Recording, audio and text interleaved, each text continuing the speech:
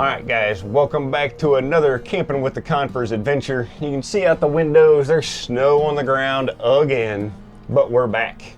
If you're new here, this is Mike, and I'm Shelly, also known as Shelly K. We travel in a Holiday Rambler Endeavor 38 double, Class A diesel pusher. 38 double? 38W? Let me start that over. Yep. We travel in a Holiday Rambler Endeavor 38W diesel pusher, and this is our first winter in this rig. We have been winter camping for 6 years, but this is our first year in this rig, and we've learned a thing or two. Yeah, so our fifth wheel, we had that thing built bulletproof for winter camping, and Old Man Winter has taught us exactly where our weak spots are in the new rig. So we're going to share our lessons we've learned. This is not a how-to. If you guys want to see how we fix the stuff that we fixed, go back and check out the other videos. This is just an explanation of all the things that can go wrong and have gone wrong for us. Yeah, we've narrowed it down to just 7 quick lessons that we wanted to share and that maybe it might help you. I'm tired of learning winter camping lessons. I've had enough of this. I mean, I gotta say, it's not enough that I'm not camping all winter long, but it just makes it that much more that when we don't have to do it, we won't be doing it. So we learned pretty fast, and we learned the hard way on some of these lessons of what to look out for when you're winter camping. So lesson number 1, somehow winter has a way of revealing any weak spot that you have in your RV. Things that worked fine in the warmer weather suddenly don't work once winter rolls around. Yeah, we found out pretty fast that there was a water line that runs underneath of our super slide that goes over to the kitchen sink, and we found out that it was supposed to have heat tape on it from the factory. Guess what? It did not. So I woke in the morning to frozen water lines, and I had to wake the beast on that. We did a video about that about a month ago, so you can go back and check that out. I'll spare you the details here, but it was a lesson learned. So lesson number 2, we figured out a way to keep an eye on things to see if there was a problem coming before a problem actually occurred. Yeah, that's when we installed Govee temperature and water sensors. Yeah, so the Govee sensors are all over this rig. We did a video on those as well. You can go check it out, but we've got those suckers under every sink in the water bays everywhere, so we can just log onto our phone, look at the app, see what the temperature is in our pass-throughs and where all of our water lines are, and make sure we get those heated up if they're starting to cool down. Adding those Govee sensors really added peace of mind for us and really helped us stay ahead of the game. Yeah, not only in the winter though, because we're still going to be able to use those this summer as well inside the rig, along with our waggle, to make sure that the dogs aren't getting too hot, because they work both directions. And did you say, like, we have them under the kitchen sink, under the bathroom sink, in the water bay? We got them everywhere. Everywhere. Okay. Everywhere. So lesson number 3, winter RVing requires layers. And I'm not just talking about the layers that you put on to stay warm outside. I'm talking about, it's not just about one fix. Yeah, so like with the water bay, we couldn't keep it above temperature even though that there is its own designated heater for the water bay. We had to put a separate 800 watt heater in that water bay. But just in case that wasn't enough to keep it warm, we kind of doubled up down there and put the foam insulation board in the floor and a second piece up against the door to make sure that the heat that heater was making stayed in that bay. And yes, we have one of those Govee sensors in the water bay too, not just to monitor the water, but also a temperature sensor. So we can go on and make sure that that temperature is still remaining above freezing, because I mean, there are no guarantees. What if that new 800 watt heater would happen to be faulty and go out? Yeah, belt and suspenders. So it's just another layer upon layer upon layer to guarantee that we don't freeze up those lines anymore. All right, so lesson number 4. Protecting your water system is crucial in the wintertime. So for us, the heat tape on the water line didn't get it. It still continued to freeze up after we put the heat tape on there.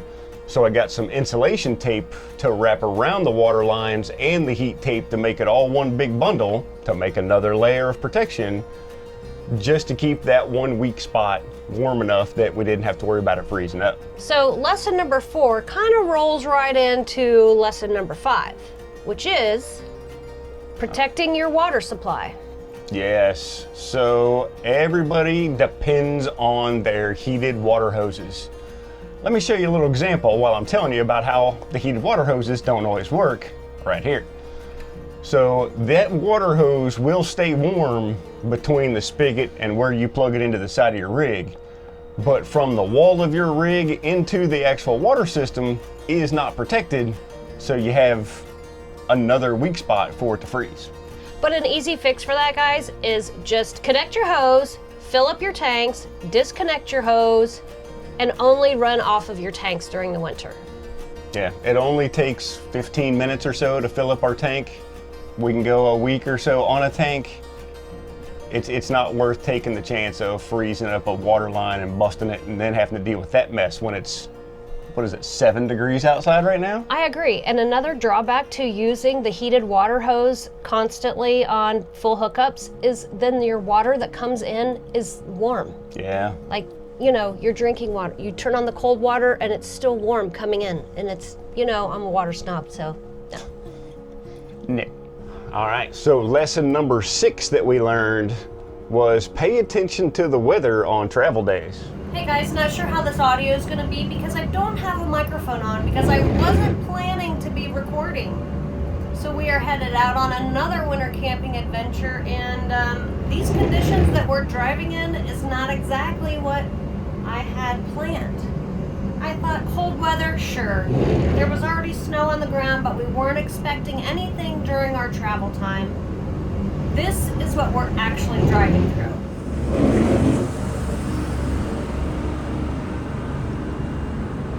This guy's handling it like a champ, whereas I'm beginning to think that maybe I need a margarita, as Michael just said.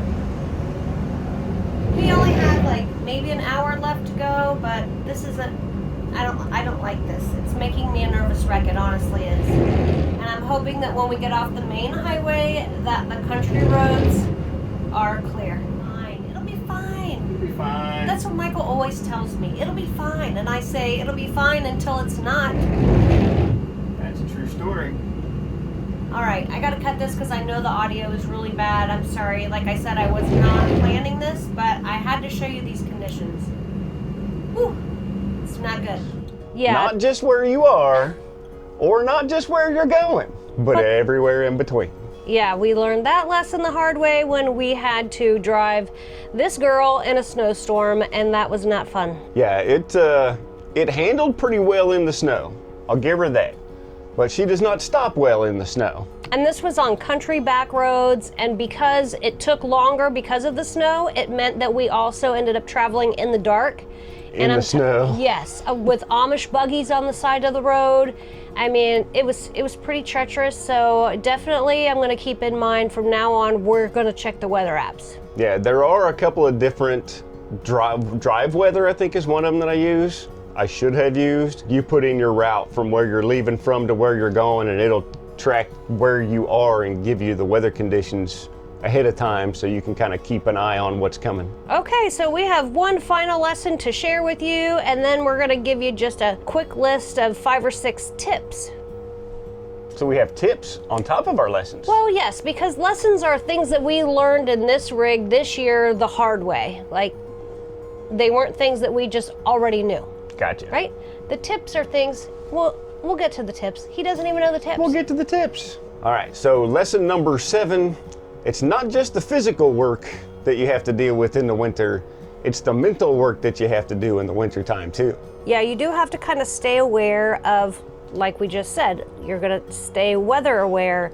As far as like driving conditions go, you know, we're checking our apps to make sure that our bays are staying above freezing. The troubleshooting that you've had to do and the work that you've had to do. Yeah, you know, you have a frozen water line, but where is it? There's I don't even know how many feet of water line in this thing, and I didn't know where the frozen spot was. So, you know, you got to start going through your contacts in your phone, figure out who knows more than you know about the thing that you're looking into, and, you know, trying to get advice from people that have hopefully already had this problem and know where to start looking. Yeah, I mean, just being in the cold temperatures in general is not a lot of fun, so it is taxing, but we make sure that we take time to bundle up and go out on winter hikes when it's nice and sunny out. And some of the most beautiful hikes we've ever been on has been in the winter. Some of the most treacherous ones that we have been on have been in the winter. That's a true story too. So there are our 7 lessons that we've learned so far this winter RVing in the new motor coach. Yeah, and if you want to see how we overcame those challenges and learned those lessons, and if you missed those videos, you can go back and watch those. I think there were a total of 3 that were like right in a row. It was just like, we cannot get a break. Bam, bam, bam. We'd fix one thing, something else would come up. So thankfully, knock on some wood. You better find some wood to knock on before you say it. Right, yeah.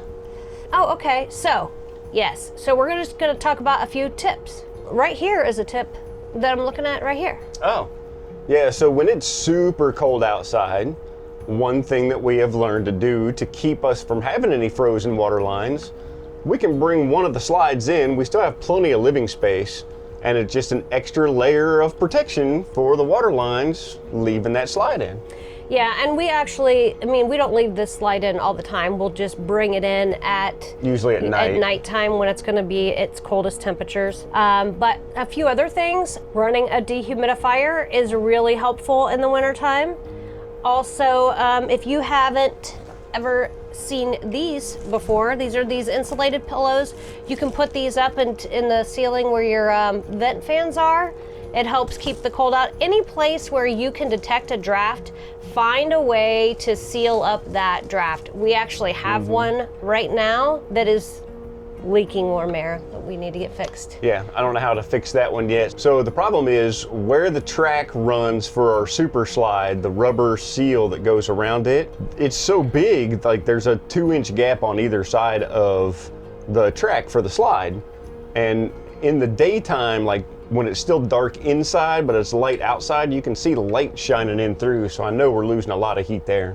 Yeah, so look for places like that you can seal up to better insulate your rig. Also, when it's sunny outside, it's actually helpful to have your blinds open because the sun coming in will help heat the inside of your rig. But if it's not sunny, keep those blinds closed. Yeah, it's crazy the difference that thin little nightshade, day shade, whatever the blackout shade is. That's the night. Is that the nightshade? Yeah. Yeah, it holds a lot of heat in. It's crazy. So another tip that we've done that's helped us keep a little toastier in the RV is we've added area rugs because in the mornings especially, the floors are freezing, and just adding area rugs makes a big difference. Huge difference. Even with the heated floors, like our heated floor doesn't go back into our bedroom. You get out of bed in the morning and don't have your slippers on, it doesn't take you long to get back in bed. And if your dogs are like our dogs and they don't like the cold temperatures, you should get them the adorable little coats or sweaters with little boots to keep them safe and warm. Yeah, Carhartt makes the ones that we use for our dogs. Yeah, poor Red, he has to have them. So another little tip that we have figured out when it's super cold outside, at night especially, we'll kick the cabinet doors open. The dogs aren't going to mess with anything in there that we don't have to worry about, and that just helps keep some of the heat that's in the camper back into those cabinets to keep your water lines that are tucked back in there from freezing up. Another thing that I like to use in the winter is our heated mattress pad. Ours is a dual system so that I can turn mine on because Michael does not like it, so he does not have it on at all. So I can be toasty warm and then he can stay over there and freeze. But then he secretly just sneaks over to my side. Sometimes. All right, and so our last tip, we don't have to worry about propane because we don't have any propane on board, but keep an eye on your propane levels. You don't want to blow a propane tank at 3 o'clock in the morning when it's 2 degrees outside. Ask him how he knows. Right, because Mama ain't going out there to switch propane tanks, 100%. No, but although we don't have propane, we still run our heat through diesel. Right. So And you want to that- make sure that you have plenty of diesel before you park for a long period of time. Right, because like, what is it? You can only go down to a half of a tank? Quarter. Quarter of a tank? Yep. Okay. So there are our lessons learned and some extra tips there at the end for keeping you comfortable while you're out winter camping. If you guys have any lessons that you've learned that you'd like to share with us, or tips that you may have, please leave them down in the description, because as you can see, we are still winter camping. So, and we're just figuring it out, and we just wanted to share with you things we've learned. So we will put links down in the description box of all the stuff that we've used over this winter to keep us warm and comfy. If you're looking for any of them, they'll be down in the description box. The description box is always hard for you to say. It's very difficult for me to say. Good work, babe. So until next week, guys, Keep your adventures going.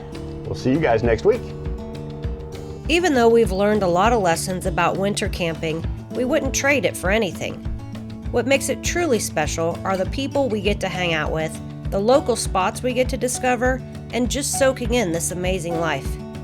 It's the simple moments, the laughter, and the adventures, big and small, that keep our adventures going.